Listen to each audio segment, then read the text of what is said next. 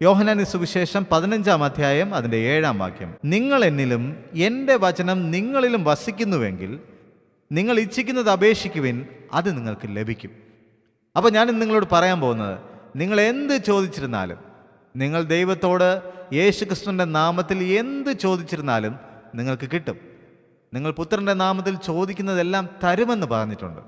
എന്ത് ചോദിച്ചിരുന്നാലും ദൈവം നമുക്ക് തരും. കേൾക്കുമ്പോൾ തന്നെ നമുക്കൊരു സന്തോഷമാണ്, അല്ലേ? ദൈവത്തോട് എന്ത് ചോദിച്ചിരുന്നാലും നമുക്ക് കിട്ടും.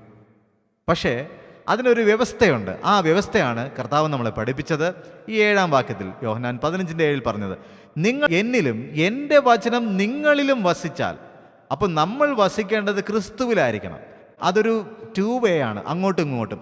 നമ്മൾ ദൈവത്തിൽ വസിക്കണം, ദൈവത്തിൻ്റെ വചനം നമ്മളിലും വസിക്കണം. അപ്പോൾ ഞാൻ ക്രിസ്തുവിൻ്റെ മകനാണ്, ദൈവത്തിൻ്റെ പൈതലാണ്, ഞാൻ വിശ്വാസിയാണ്, ഞാൻ ക്രിസ്ത്യാനിയാണ്, ഞാൻ സഭയിൽ പോകുന്ന ആളാണ് എന്ന് പറഞ്ഞിട്ട് കാര്യമില്ല. ക്രൈസ്റ്റ് ഇന്നായിട്ടുള്ള വ്യക്തിയാണ് ക്രിസ്ത്യൻ. ക്രിസ്തു അകത്തുള്ള ഒരു മനുഷ്യൻ. ഇന്ന് പലരും ക്രിസ്ത്യാനി എന്ന് പേരിൽ പറയുന്നുവെങ്കിലും അവരുടെ ഉള്ളിൽ ക്രിസ്തുവില്ല. പ്രിയമുള്ളവർ, നമ്മൾ ചിന്തിക്കുക, നമ്മൾ ദൈവത്തിലാണോ വസിക്കുന്നത്? നമ്മൾ എന്താഗ്രഹിക്കുന്നോ അത് ചോദിക്കുവാൻ അത് നമ്മൾക്ക് കിട്ടും എന്ന് പറഞ്ഞിരിക്കുന്നു. അപ്പോൾ എങ്ങനെയാണ് കിട്ടുന്നത്? വചനം നമ്മളുടെ ഉള്ളിൽ വസിക്കുമ്പോൾ. ഈ വചനം വസിക്കണമെങ്കിൽ നമ്മൾ എന്ത് ചെയ്യണം?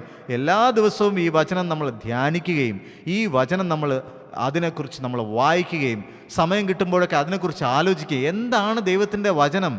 ആ ദൈവത്തിൻ്റെ ആത്മാവ് വചനം എഴുതിയ ദൈവത്തിൻ്റെ ആത്മാവ് പലരിലൂടെയും എഴുതപ്പെട്ടുവെങ്കിലും ദൈവത്തിൻ്റെ ആത്മാവാണ് അവരെ കൊണ്ട് പ്രേരിപ്പിച്ചത്. ആ വാക്കുകളും എഴുതേണ്ട രീതികളും ഒക്കെ പറഞ്ഞു കൊടുത്ത് ദൈവത്തിൻ്റെ ആഴങ്ങൾ, ദൈവം മറച്ചു വെച്ചിരുന്ന പല രഹസ്യങ്ങളും ദൈവത്തിൻ്റെ ദാസന്മാർക്ക് വേണ്ടി കാണിച്ചു കൊടുത്ത ഭാഗങ്ങളാണ് വേദപുസ്തകത്തിൽ എഴുതി വച്ചിരിക്കുന്നത്.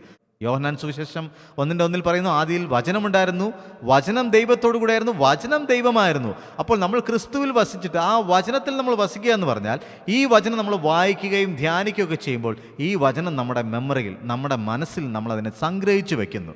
വചനം നമ്മുടെ അകത്തേക്ക് കയറുക എന്ന് പറഞ്ഞാൽ ദൈവം നമ്മുടെ അകത്തേക്ക് കയറുന്നു. അപ്പോൾ അങ്ങനെ ദൈവത്തിൻ്റെ വചനം ഉള്ളിലിരിക്കുന്ന ഒരു മനുഷ്യൻ, അവൻ പ്രാർത്ഥിക്കുന്നത് എന്തായിരിക്കും?